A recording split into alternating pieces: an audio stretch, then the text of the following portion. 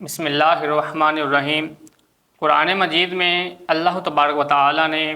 صبح قیامت تک مسلمانوں کے لیے تمام صحابہ کو ایک مثال بنا کر پیش فرمایا، اور اللہ تبارک و تعالی نے سورہ بقرہ میں ارشاد فرمایا آمنو کما آمن الناس، ترجمہ ایمان لاؤ جیسا کہ لوگ ایمان لائے۔ اور سورہ بقرہ میں ایک اور جگہ ارشاد فرمایا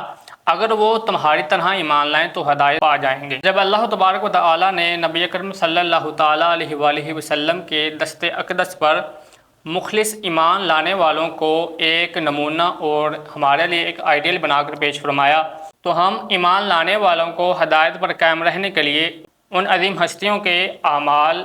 ایمان اور اخلاص پر عمل کرنا ضروری ہے۔ صحابہ کرام میں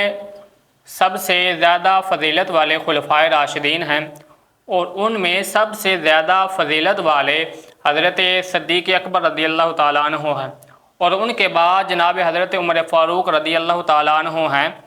یہی وجہ ہے کہ نبی اکرم صلی اللہ تعالیٰ علیہ وسلم نے خلفائے راشدین کی پیروی کا ہمیں خصوصی حکم ارشاد فرمایا، اور علماء امت نے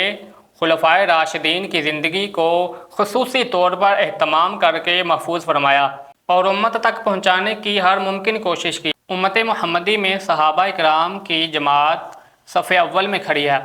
پھر صحابہ کرام کے بعد خلفائے راشدین، اور ان خلفائے راشدین کے بعد جناب صدیق اکبر رضی اللہ تعالیٰ عنہ کو سب سے زیادہ فضیلت اور مرتبہ حاصل ہے، اور حضرت صدیق اکبر رضی اللہ تعالیٰ عنہ کے بعد حضرت عمر فاروق رضی اللہ تعالیٰ عنہ سب سے زیادہ فضیلت اور مرتبے والے ہیں۔ جناب عمر فاروق رضی اللہ تعالیٰ عنہ اولین اور سابقین میں سے ہیں، یعنی جو سب سے پہلے ایمان لائے تھے ان میں سے جناب عمر فاروق رضی اللہ تعالیٰ عنہ ہیں، اور جناب عمر فاروق رضی اللہ تعالیٰ عنہ بدری بھی ہیں، یعنی اسلام کی سب سے زیادہ عظیم والی جنگ جو بے سر و سامانی اور تعداد قلت کی وجہ سے لڑی گئی